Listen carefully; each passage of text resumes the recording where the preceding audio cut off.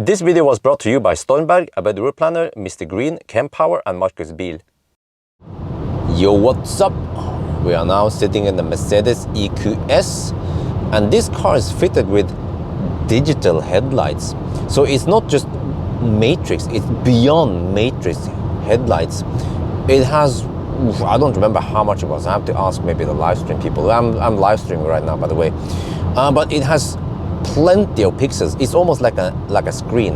It has tons of pixels, or not pixels, but elements. Actually, it's light elements that you can turn on and off.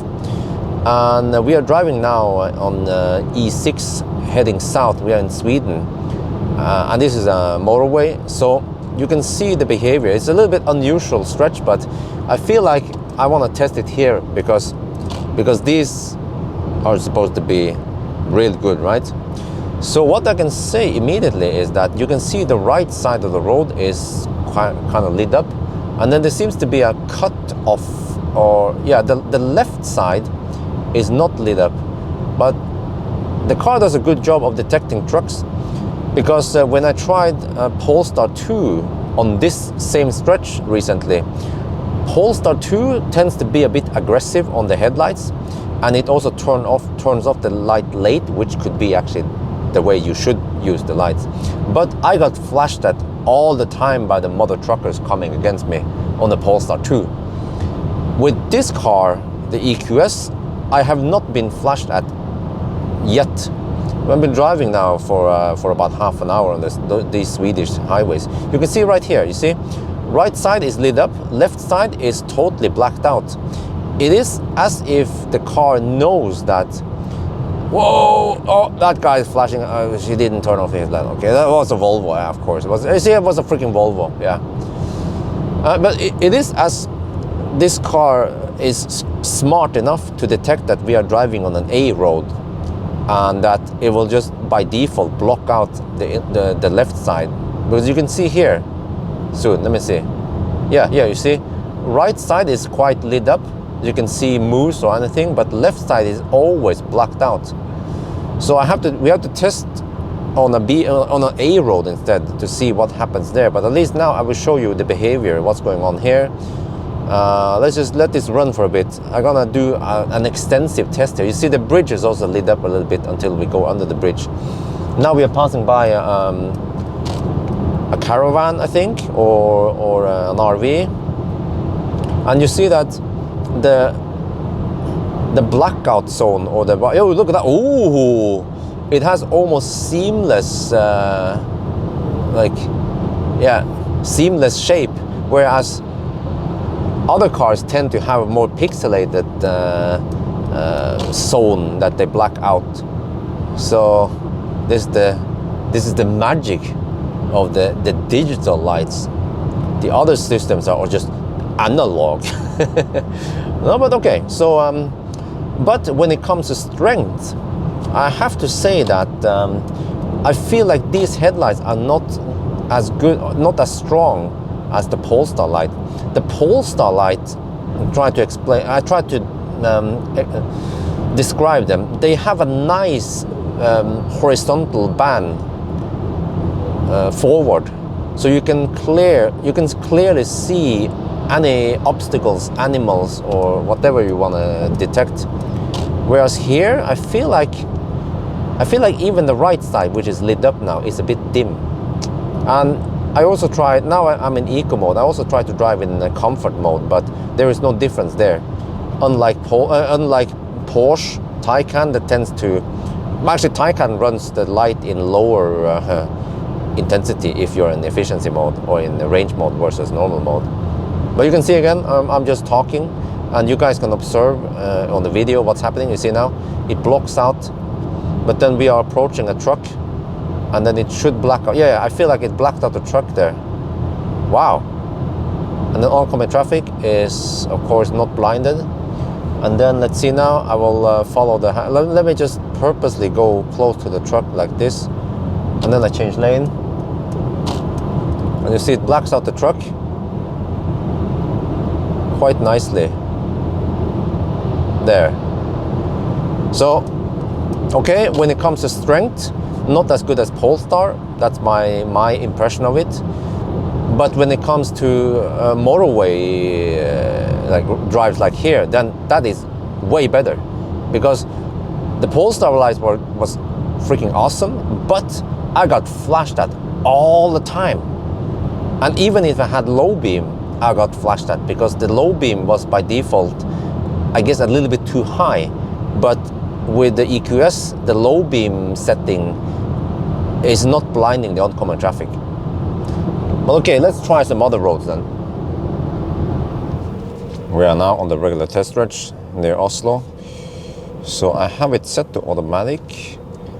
We have wet road, well, I guess just salted roads, but the high beam doesn't come. Okay, there comes some, okay.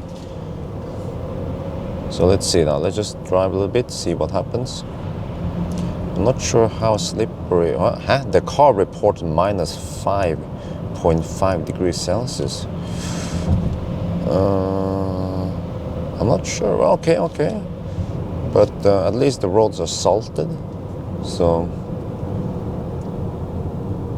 just slightly concerned that it could be slippery. And this car weighs 2,760 kilograms.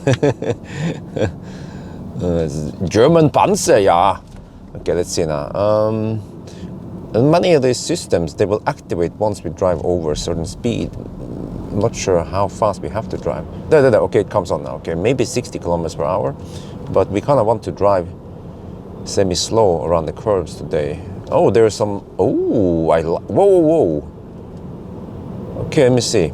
There are some lights that lights up when we have sharp curves. Let me see. There. Let me see here. Let me see. There. You guys, I'm not sure if you can see on the camera. On the very left side, there was something lighting up. I've never seen anything like it before. That strong. Normally there'd be fog lights lighting up, but this is of course part of the projector. We'll do the sharp turn afterwards, but let me just drive in auto mode now and see. I actually want to turn off head-up display.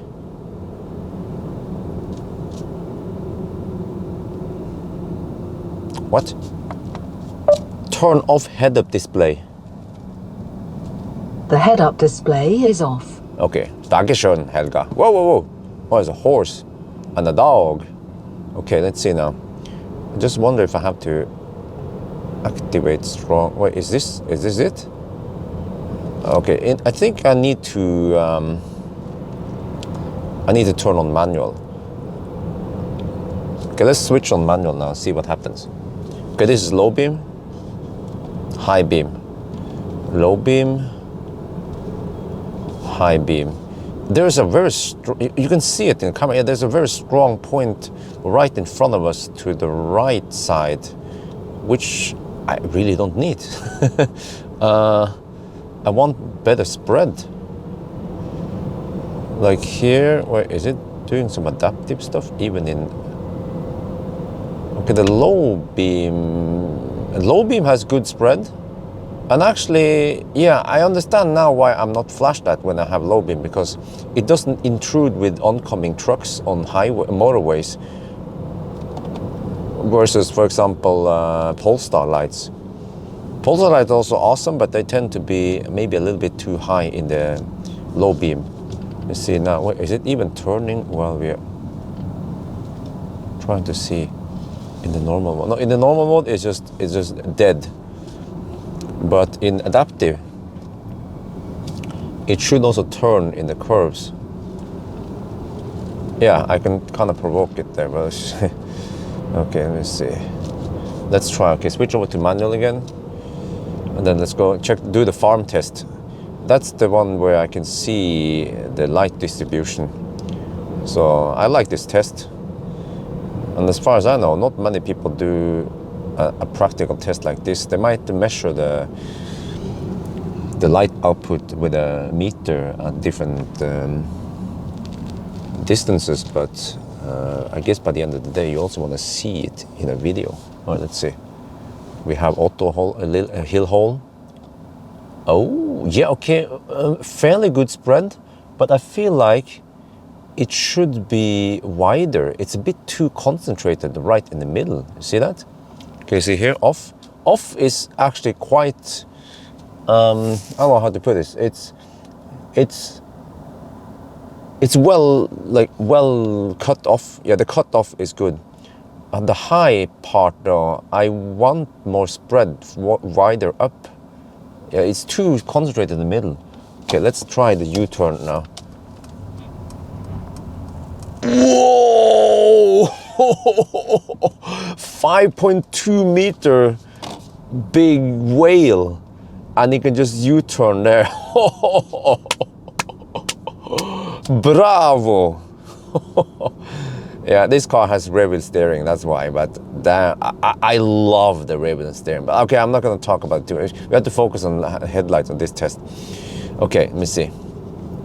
Well, that's a Citroen EC4. All right, let's go. So I guess this time I want to use a manual. Let's just see what happens in manual. So, because in auto it seems to turn it off. Oh, could be slippery.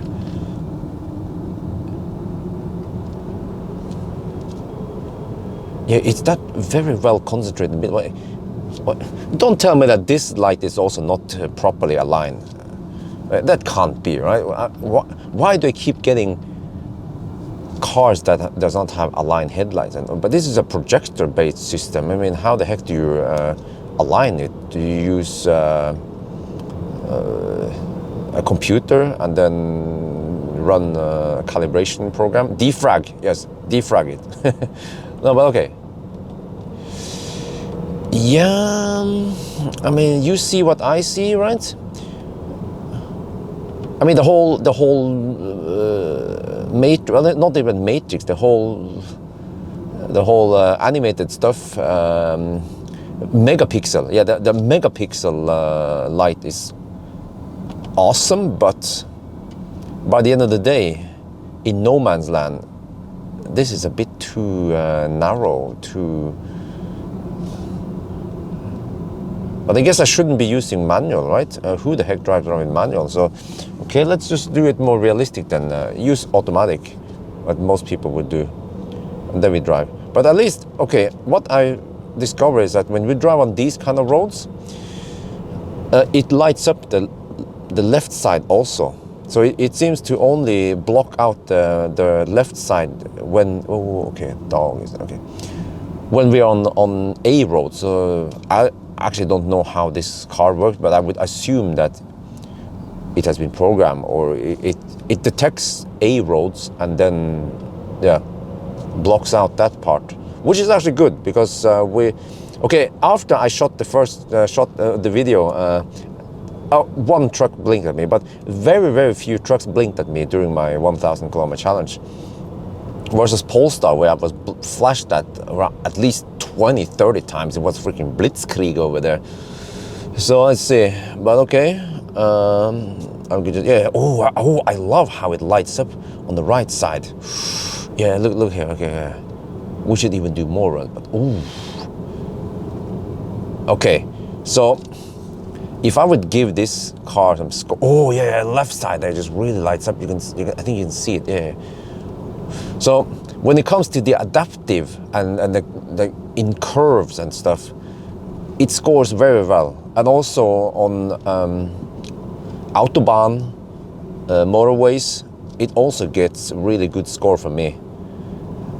I think I would give it 10 score there. But when it comes to the strength and the spread, maybe I give it an 8. So wait, did I give? How did I?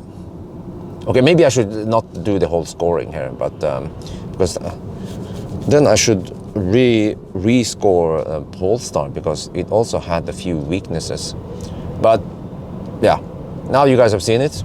They have both plus and minus, these two systems. Which one do I prefer? Hard to tell. If I drive a lot on no man's land, I would actually prefer Polestar lights. But then if I drive a lot on Autobahn, then I want these lights. Because the problem with the Polestar light is that eventually I switch off the auto system because I got flashed at all the time. But then I also got flashed at with low beams. What was the Polestar light also misaligned? Nah, I don't think so. Okay, anyway, let's just stop here. Oh, there's a taxi over there. A Mercedes. I bet you want to have this Mercedes as taxi. Yeah, Mercedes taxis are very common in Norway. So let's see if we eventually will see some EQS taxis. But anyway, I think that's going to be it for now. I hope you guys enjoyed this video. As always, thank you for watching and talk to you later.